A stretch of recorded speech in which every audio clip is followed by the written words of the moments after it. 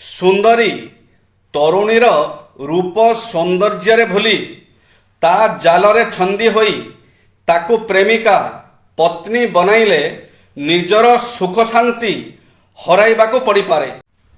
ପରିସ୍ଥିତି ଯାହା ବି ହେଉ, ଜୀବନରେ ଯଦି କେବେ ଆତ୍ମହତ୍ୟା କରିବାକୁ ଇଚ୍ଛା ହୁଏ ତାହେଲେ ଥରେ ହସ୍ପିଟାଲ ଆଡ଼େ ବୁଲି ଆସନ୍ତୁ। ଦେଖିବେ ମଣିଷ ବଞ୍ଚିବା ପାଇଁ କେତେ ସଂଘର୍ଷ କରୁଛି।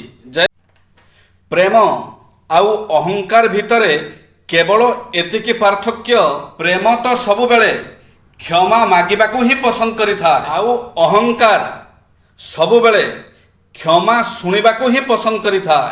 ଏହା ହିଁ ସତ୍ୟ ଅଟେ। ମୁଁ ଏତେ ବି ଧନୀ ନୁହେଁ ଯେ ମୋ ହଜି ଯାଇଥିବା ପିଲାଦିନକୁ ମୁଁ କିଣିପାରିବି, ଆଉ ଏତେ ଗରିବ ନୁହଁ ଯେ ମୋ ବାପା ମାଙ୍କୁ ଖୁସିରେ ରଖି ନପାରିବି।